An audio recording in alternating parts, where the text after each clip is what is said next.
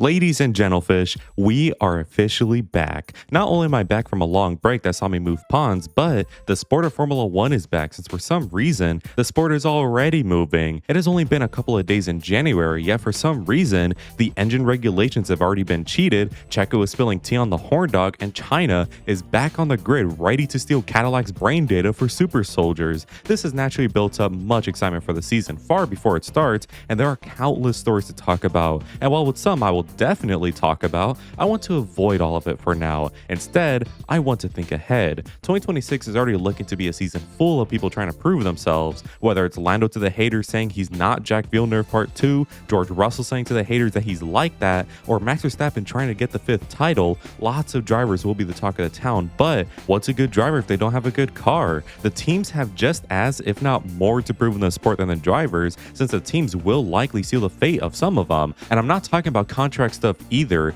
I'm mainly just talking about if their car will even be good, because look at the bozos at Ferrari. Leclerc, for the first time ever in his career, is considering stepping away from the team, and Lewis, in just his second season, may be looking for the exit just as quick as the entrance. The car has a lot of influence over the driver, so I thought up an idea. Why don't I predict how the running order for 2026 will look? I'm going to use both evidence and my own headcanons to create a field I think will be realistic. And don't worry, my official 2026 predictions, where I predict where each driver will place, will come out later this month or the first week of February, so enjoy this little appetizer. I think 2026 will be ultra competitive between the teams regardless of a close field or not. And I say this because with new regs, especially to the engines, let's just say if you ever see smoke next year, there will be a giant fireball close by. This will open up many opportunities for the teams and drivers, so just imagine if the grid is tightly packed in performance. So let us find out what I predict and see just how good next season can be. Go join the Discord to Goon and subscribe if you're new if you're existent. So enough yapping and let's get to quacking. A good weather for a race, but especially for a duck.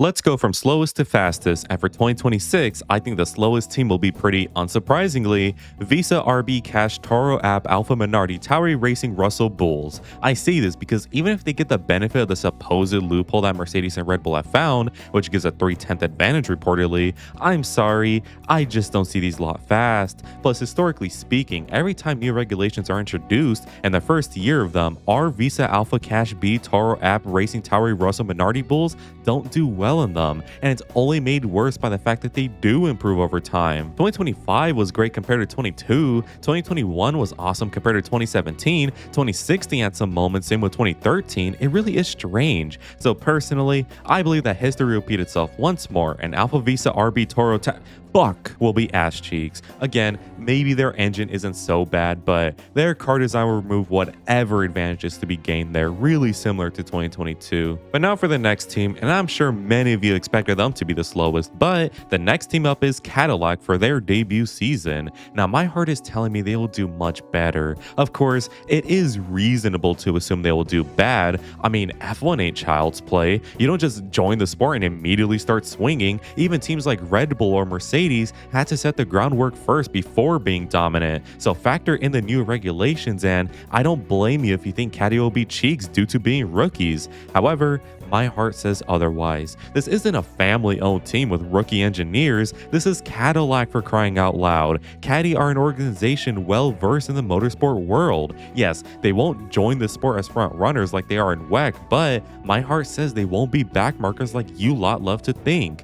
But perhaps this rant was for nothing since, well, I said they will be 10th fastest team, right? My brain is telling me they still won't be fast, mainly because like RB, I think their car design will just be a little bit disappointing. It won't be horrible or a complete shot in the dark. It'll just be basic, uninspired, perhaps safe, and they'll be caught out by others who had more time to innovate, because time is a factor we shouldn't forget about. Caddy were only confirmed as a new team for this year in 2024. My channel existed when they were announced. Like a team like Audi had so much more time. So my guess is 2026 would be a bit of a nothing year for Caddy so they can find their footing in the sport. 2027 will see a large improvement before 2028 we'll see them as a proper midfield, if not sharp end contenders. Wait, shit, they're introducing an engine in 2028. Well, you never know. I have a bit of hope for Caddy since while they do struggle to win titles across motorsport, they for sure know how to win. So perhaps F1 is their big break. Please, for Checo, man, please. But now for the 9th fastest team, and I believe Audi fit very nicely here. Now, don't let their low placement deceive you. Like Cadillac, I think Audi will surprise many people. For starters, I think all the rumors and statements made by literal team personnel saying how their engine will be terrible is a ruse. And I know, I have been preaching and repeating these exact things, but guess what? I'm a contrarian, baby. Now that everyone is expecting them to do whatever, now I think they will be better. They won't be ass, they'll be mid, I say. But on a serious note, I think very little, if anything at all, will change in 2026 from 2025. They'll get points sometimes, maybe even a big result like Silverstone, but for the most part, they'll just either score casual points or just be decent in the midfield. However, like Cadillac again, with time, I believe the Audi brand will pour as much money as they can into the project and will eventually get a huge return on investment. Audi knows how to win as well. They're one of the most historic brands in motorsport, and F1 has been in their sights for a long while now. By around 2028 or 2029, dare I say, this team could pull a McLaren 2023 in the sense of they were decent and just fine, but not really making a dent in things, to suddenly being the team with the most rapid growth in the sport. Audi have hired essentially a super team in the past 2 years, and it'd be really disappointing if they fail. Wheelie, since he joined Sauber last April, has lifted the team up in an almost unbelievable way, and while Mattia Binotto certainly has his history, he was always better with engines than, well, everything else, so let's hope he keeps his paws on engines only. But now for the 8th fastest team, and we got TGR Haas here.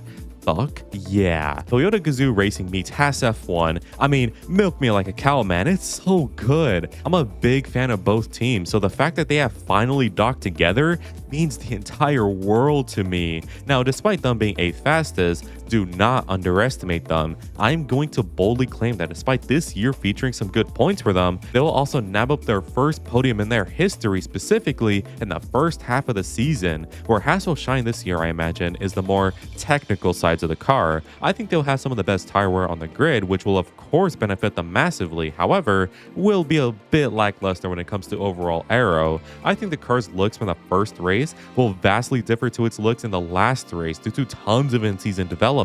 And sure, it'll help, but not enough since other teams will still have larger benefits. But like I said, the Toyota buff should not go unnoticed since they now have access to brilliant minds and more resources to finally cement themselves as a serious team in the sport. If you didn't love me at my Rich Energy Haas, then you don't deserve me at my TGR Haas. Alright, now we take a big jump in performance to the 7th fastest team, who is of course Alpine. Alpine will be the biggest improvers from last season, and yeah, I sure hope so. 2025 was a wasted year due to priority being shifted for this year, and I swear to God, if they are still so disappointing and lackluster, burn the factory down. That is a command. Surely Alpine has some good car design that will complement the real big buff for next year, that being their engine. Alpine has signed with Mercedes as their engine supplier, and as we know, Mercedes for sure have a great, if not the best engine on the grid for next year. It's not even marginally too, since they are more desirable than your mother. All they really need is just a good car design that has some smart element to it, and boom, easy midfield contenders. I am very confident Alpine can do this, considering how this is kind of their legacy. Good cars with maybe a gimmick to it, along with a decent engine, but not enough to be any more than that. They are not innovators or pioneers, they just pick up on everybody's designs and do the best they can with it. Since their reintroduction in 2016, they're just there most of the time. 2017, 18, 19, 20, 21, 22, 23, 24, I swear, they're always 7th, 6th, or 5th. They just stay in this region, and I see no reason why they can't return for it for next year. Fortunately, they are destined to be midfielders for eternity. Now we take another jump in performance with these two teams that I believe will perform very similarly to each other. These teams being Williams and Aston Martin. Starting with Williams, and I've seen some people being like, oh, they're going to be front runners. James Ayew is a genius. Albon first win incoming. And while I believe they will be faster and better than in 2025, it won't be enough for that full glory. Now, don't get me wrong. I'm not denying they can do it. I'm very sure with times Williams can be front runners again, but remember, these lot are playing on hard mode. Despite not being a family-owned team anymore, they may as well be since their facilities and other stuff like that still are incomparable to that of an Aston Martin, Mercedes, even Alpine. 1 year of priority development won't magically leap Williams from midfield to front runner, so sorry to all my Sainz and Albon fans, but no titles are incoming. However, maybe there is a race with some chaos caused by rain or some other thing, and in that event, hey, as long as they keep it calm, I don't see how they can't win. Imagine Qatar basically, but this time in a much faster car. The only drawback for Williams this year, I would think, would be with their rear braking, since I don't know, guess it's a shot in the dark. All dark horses need their Achilles heel, and rear braking will be Williams. Womp womp. But now for their dark horse counterpart, Aston Martin, and these guys will essentially be the same as Williams. What I mean is, they'll perform similarly, that being thorn in the lower upper field side, but not enough to get podiums consistently. They may even have the same car issues as Williams, which is all fine and good since we have lovely competition. However, there are two differences between them in regards to their faults. Number one, Aston will succumb to pressure, or rather, they won't meet everybody's expectations, because there are some people out there who genuinely believe that Alonso will win the title or even just win races, and it's like, pipe it down there, Buster. I don't doubt that Alonso still has it in him, but I'm not so sure about Aston. Yes, Newey is leading the team now and will likely be responsible for a great car design for the team, but like, this shit ain't overnight. Newey needs his time to cook, just like he did with McLaren and Red Bull. 2026 will certainly see a more competitive Aston that will please the hearts of many Alonso fans and the one Stroll fan, but don't expect them to be championship contenders is my point. Either way,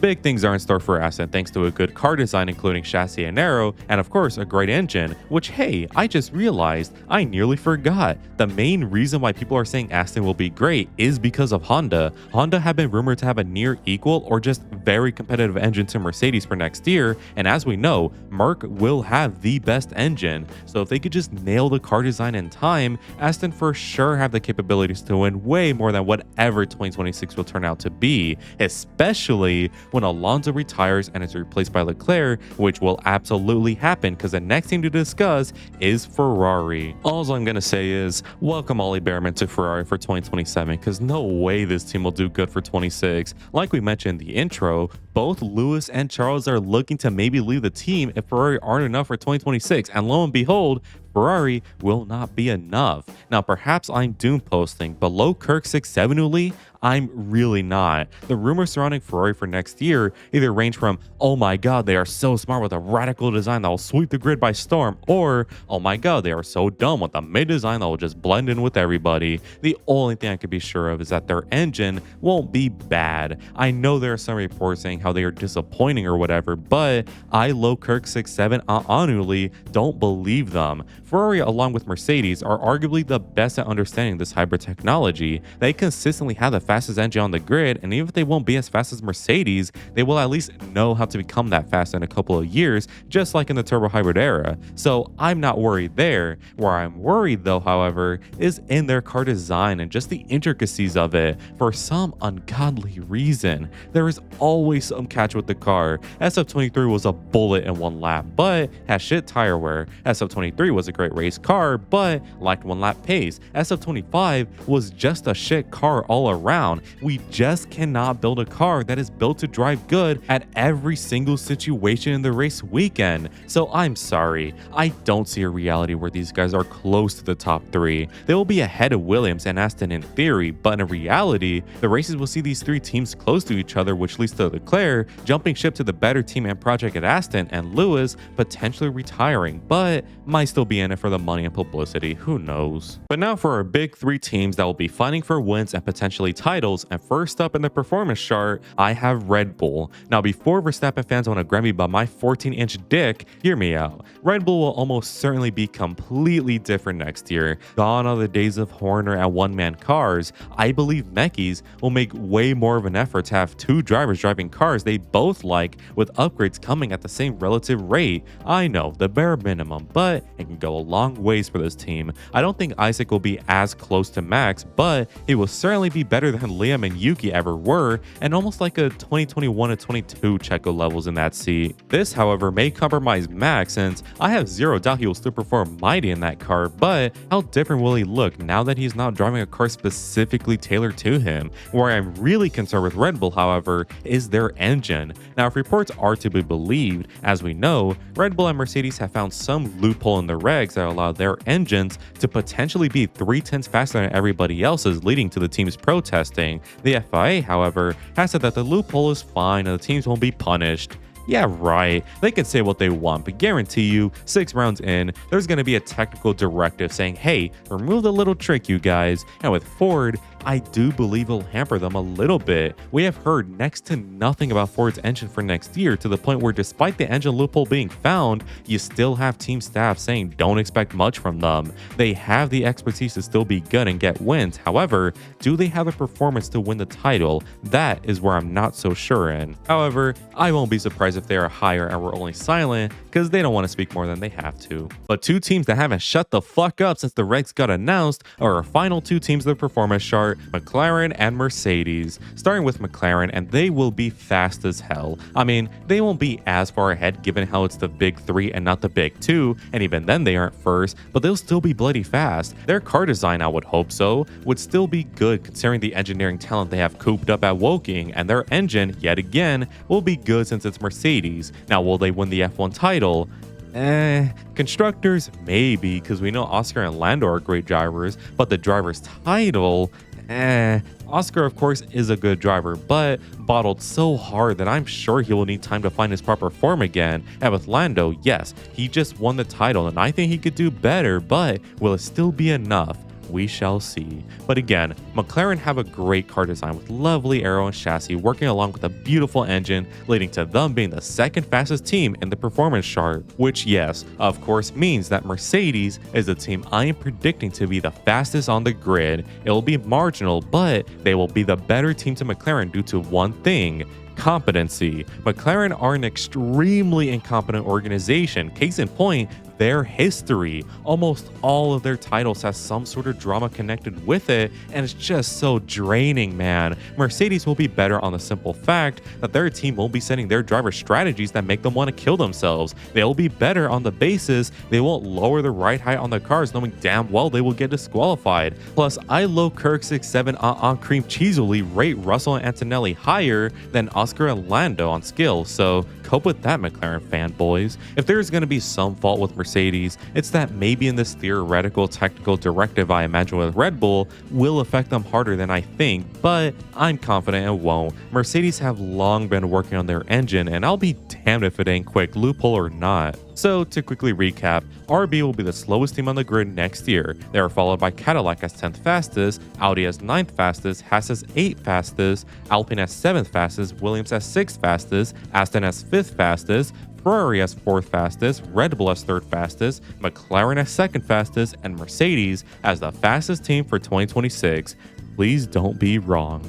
So that's how I think the field is going to look for 2026. I don't think it'll be super spectacular next year, but for sure it's going to be better than 2025. Better cars, new regs. I mean, it's kind of impossible to think that next year is going to be dull, but we know F1 likes to be unpredictable and break barriers, so let's see how they could break our hope in the sport for the future. Anyways, I want to give a quick shout out to all members of the flock for their continued support. Make sure to join if you want cool benefits, as well as just helping me out. Anyways, if you enjoyed today's video, make sure you leave a like and subscribe since it really helps me out. Make sure to let me know in the comments what your predictions are, and as always, have an amazing day. Good weather for the duck.